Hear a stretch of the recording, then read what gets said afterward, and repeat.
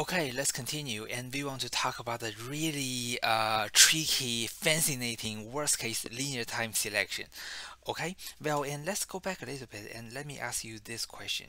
And why do we say that for the randomized selection and the worst case is a, wait, I can't find that. Okay, yes, here.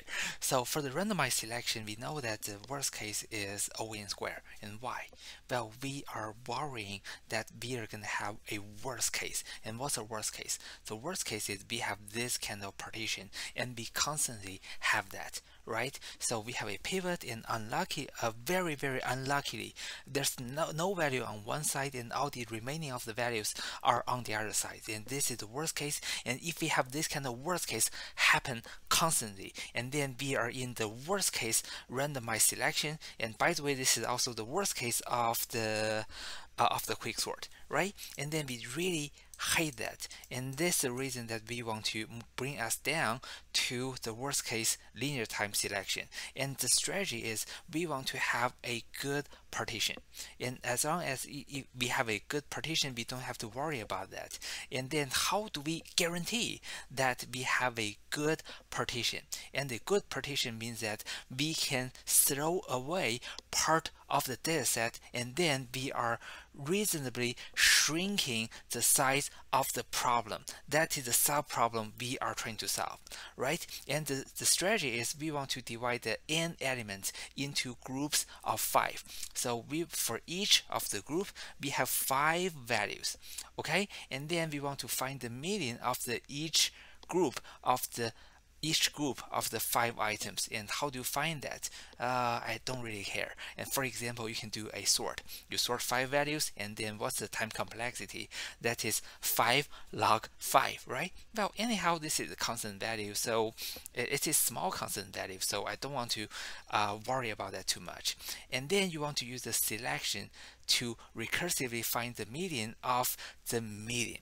Okay, let me say it again, the median of the median. Okay, so there are a total of n divided by 5 medians, and then we want to find the median of the median. And then, well, we are gonna assume that this is x. So x is the median of the median. And then we want to do the partition around the x.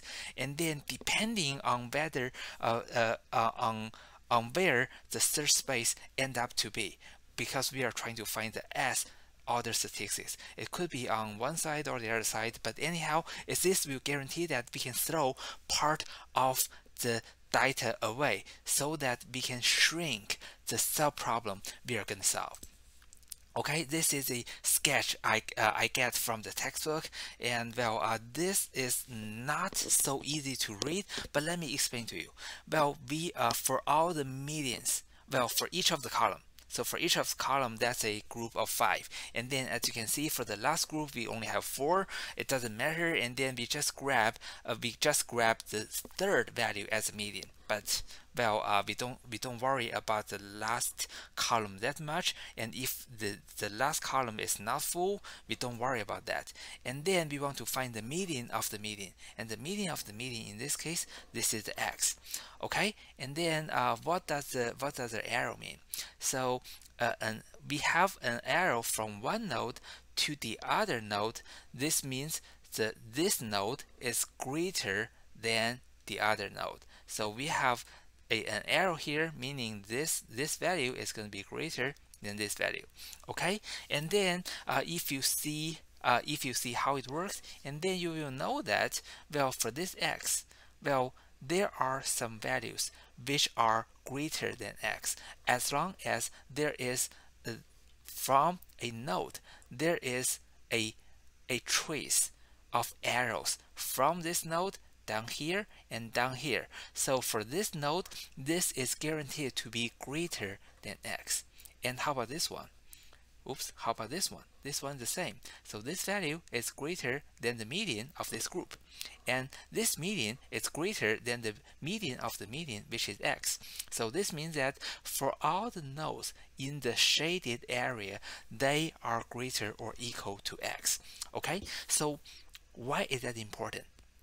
This means, say if there are a total of 30 nodes here, and then I'm looking for the 10th statistics, and then by putting all the nodes this way, this means for all those values, they are greater or equal to x.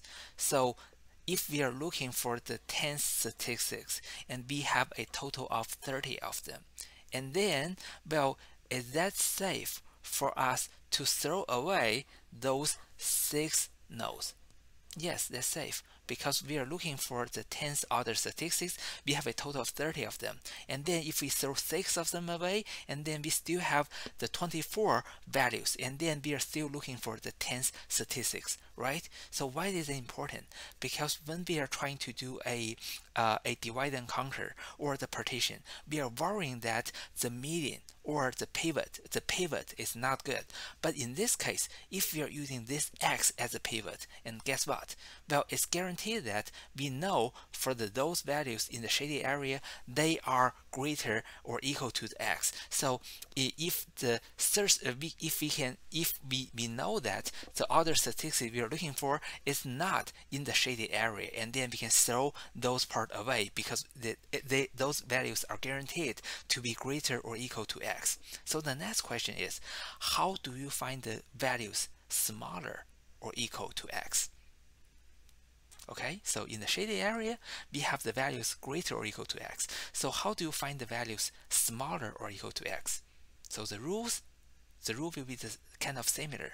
If from x there is a trace of arrows that we can go from x to a specific node, and then that's guaranteed that node is smaller or equal to x. So let me give you an example. For example, this one. So this x is greater than this node, right? And then this node is the median, so this node is greater than this node. So for this node on the upper left corner, and this node is guaranteed to be smaller or equal to x. And then where can we find the nodes smaller or equal to x? They are on the upper left 1/4. Okay, so for those values, they are guaranteed to be smaller or equal to x. So let me use another one. This is another sketch, and then we are seeing the real numbers. And then you see for this 111, that is x value, that is the median of the median. And then on the upper left, those are all the values smaller or equal to x. Okay, and then on the upper right, and we have all the values greater or equal to the x. And the strategy will be, depending on where the other statistics we are looking for, we can either throw away 1/3 of the value which are smaller or equal to x, or throw away 1/3 of the value which are greater or equal to x. But anyhow, we are able to throw away roughly 1/3 of the value, and that's good. Okay, and then let's analyze. Let's do a little bit more analysis. So how many of the 5-element medians are there smaller than x? So, well, n divided by 5, that is how many medians we have. And then we have half of the medians which are smaller or equal to x. So there are n divided by 10, that is the number of the medians smaller or equal to the x. That is the pivot we are using. Okay, and then how many elements are there smaller than x in the total? And then we are talking about the upper left of the 1/3, right? So roughly 1/3 of the value. So why do we say this is 1/3? Because for each of the group, and then we have 3 values. They are smaller or equal to the median. So 2, 7, and 99, they are smaller or equal to the 99. And then 18, 41, and 110, they are smaller or equal to 110. And then for 110, 110, and 111, they are smaller or equal to 111. So for all those values, they are smaller or equal to the pivot. So if we know the number of the medians greater or smaller or equal to x, that is n divided by 10, and then we want to multiply by 3, and those are how many values smaller or equal to x. So we can roughly say, okay, this is a value, this value will be greater or equal to 1/3. So we are confident that we have already found the values. We have already found n divided by 4 of the values greater or equal to n. And similarly, we also find the n divided by 4, that's the number of the values smaller or equal to n, right? Okay, and then let's do the analysis of this algorithm. So the total cost will be the Tn, right? And the anytime, and what is the T? 3n divided by 4. So that is the sub problem we are going to solve. Why? Because every round we are able to throw away 1/3 of the data. Okay, and then what is this part? So Tn divided by 5, and that is the cost of finding the median of the median. Okay, and then what is theta n? Theta n is a partition. Okay, and then as we said, this is the worst time linear time selection. So we know that this is a linear time. So I'm just substituting all the Tn with the Cn, and then let me put them together, and then I'm combining those two terms together, and then I got the 19 Cn divided by 20, and then I do want to extract a Cn and minus something in the parentheses. And what is in the parentheses? We have the Cn divided by 20, so that's a linear to n, and then we have a theta n, which is also a linear. So we have a Cn minus something which is linear to n as well. So we can say that for the Tn, it is smaller or equal to Cn, and this is a proof that this algorithm is a linear time selection, even for the worst case. Okay, and then let's continue the discussion about the linear time linear time selection algorithm. So let's say I give you a black box ON median algorithm. Okay, so you don't have to know what algorithm is that, but it's guaranteed to help you find a median of a list in the ON time. And then what can we do? Well, if you want to get the ith order statistic, okay, but you can only find the median in the linear time. And then what can we do? Well, the first thing you can do is you can find the median. So after you find the median, and then you can do a partition. And for this partition, it is a perfect partition, 50%, 50%, right? And then it really depends on where I falls to. Does the I falls to the lower half, or does the I falls to the upper half? And then what do? We are gonna update the other statistics, and then we only want to do a recursion on one side. So this is how we can use a linear time partition median algorithm and to find all the possible other statistics. We just need to do the recursions, but since we have a perfect median algorithm, and then finding the other statistics will be easier. So every time the Tn will be the Tn divided by 1/2, because we only need to solve half a sub problem using half of the data, and then for the partition, that is a ON. So this is still an ON algorithm. Okay, and then let's also try to bring the worst case. Let's also bring the median algorithm to the quicksort. So in the quicksort, if we can have a median algorithm, and that is guaranteed to be a linear, and then is that really a good news for the quicksort? The answer is yes, right? Because for the quicksort, what we worry the most is we have the worst case. We constantly have the worst case. But if you do have a median algorithm and runs in ON, and then it only costs you ON to select the median. And then after the median, the partition is another ON. So partition is ON, and then the selection is also ON. So you don't really add any additional cost. So the additional cost is still an ON. But guess what? You are doing the Tn divided by 2.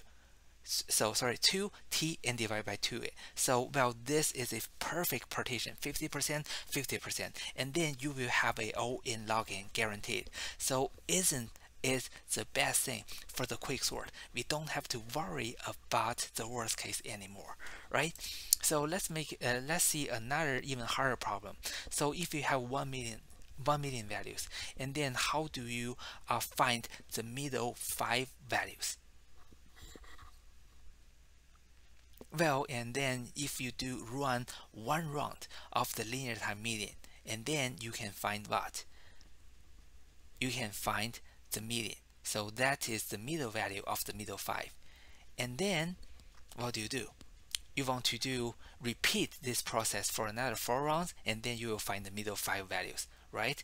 Or if you, after you have find the median, and then you have the lower half and the lower half and the upper half, and then you can just run the maximum and the the minimum on two sides, and then you can find the maximum and the minimum, and then you find then you have the middle 3 values, and then you find the maximum again, the minimum again, and then put them together, and you will have the five middle values. And you don't have to sort everything, but you can find the middle 5 value in linear time as well. Okay, so for the reading part, after today you want to read the section 8.4 and then the chapter 9. Okay, so that's it for today.